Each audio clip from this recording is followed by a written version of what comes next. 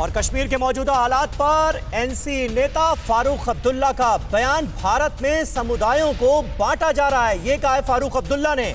मुस्लिम, सिख और हिंदुओं को आपस में बांटने की कोशिश की जा रही है। कश्मीर के बेहतर हालात के लिए सबको एकजुट होना पड़ेगा, ये कहा है फारूक अब्दुल्ला ने।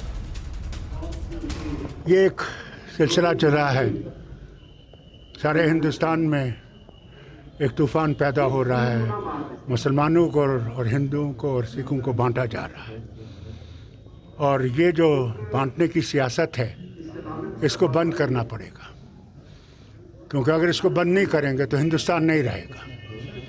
और अगर हिंदुस्तान को बचाना है तो हमने इकट्ठे रहकर रहना है, और तभी हिंदुस्तान आगे चलेगा। तो इरफान कुरैशी इस वक्त हमारे संवाददाता हमारे साथ कश्मीर घाटी से मौजूद हैं। श्रीनगर आपको सीधे लिए चलते हैं। इरफान, देखिए मैसेज क्या देने की कोशिश की जा रही है, क्योंकि ऐसे वक्त में जब लोगों को आपस में बांटने की कोशिश हो रही हो, सांप्रदायिक सौहार्द कश्मीर का बिगाड़ने की कोशिश हो रही हो, इस तरह की मुहिम, इस तरह की नेक मंशा को आगे बढ़ाना बहुत जरूरी हो जाता है, ताकि आतंकी सोच को करारा जवाब दिया जा सके। बिल्कुल समीर, बहुत महत्वपूर्ण बात कही आपने। और जिस तरह जम्मू कश्मीर के ग्रैंड मुफ्ती ने आपसे कहा सुस्पष्ट कि कश्मीर घाटी में हम जो है माइनॉरिटी समुदाय के साथ है, वो खुद उनके घर गए और उनके साथ ताज़ियत की। और आज भी उन्होंने ये स्पष्ट किया कि जम्मू कश्मीर में जिस तरह अब मस्जिदों में भी ऐलान किया गया कि जो माइनॉरिटी समुदाय है, मुस्लिम समाज उनके साथ है, शाना बशाना खड़ा है, और जो भी ये तत्व है इनको जवाब बहुत जल्दी मिलेगा। और साथ ही साथ फिलहाल जिस तरह लगातार देखा जा रहा है कि इन तमाम हमलों के पीछे जो कि माइनॉरिटी समुदाय के पर हुए हैं, उन पर लोगों में रोष है। कई जगहों पर आपने देखा प्रदर्शन भी हुए, और खासतौर पर लाल चौक में ऐतिहासिक घंटाघर के पास युवाओं ने एक के बाद एक जो है इसके खिलाफ प्रदर्शन किया, और ये मांग की कि जम्मू कश्मीर में माइनॉरिटी समुदाय को टारगेट ना किया जाए, क्योंकि मुस्लिम समुदाय जो है इसमें इसकी वजह से गुस्से में है। और लगातार कश्मीर घाटी में इस बार कश्मीरी पंडितों और सिखों के साथ जो है मुस्लिम समाज खड़ा है, और यही संदेश लगातार देने की कोशिश की जा रही है। और आज ग्रैंड मुफ्ती ने TV9 भारतवर्ष से बात करते हुए ये स्पष्ट किया।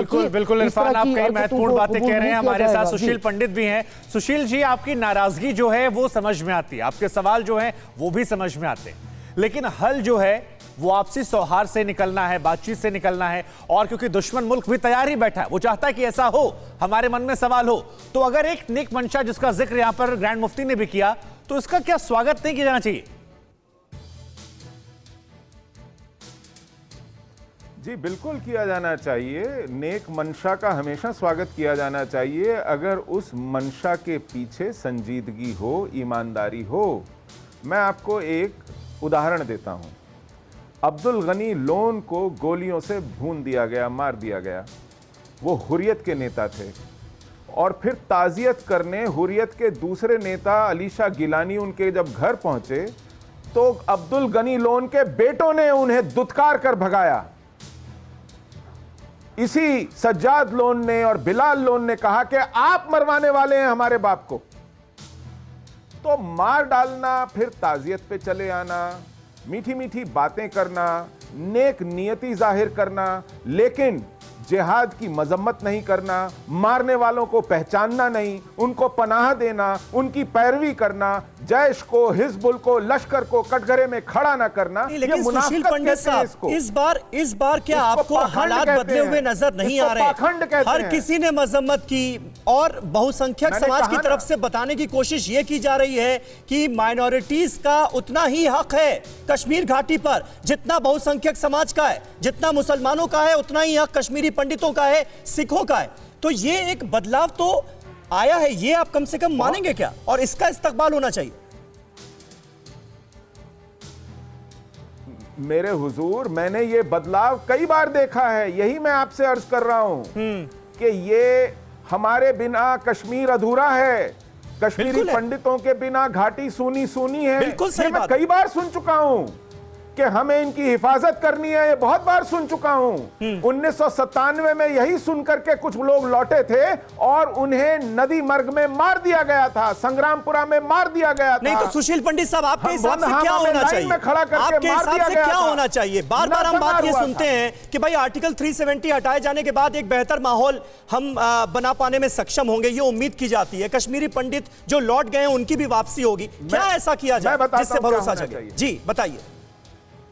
मैं बताता हूं उन्हीं मस्जिदों से और इन्हीं मुफ्ती के मुंह से मैं सुनना चाहूंगा कि कश्मीर पर जो जिहाद बरपा है ये हराम है इस्लाम में।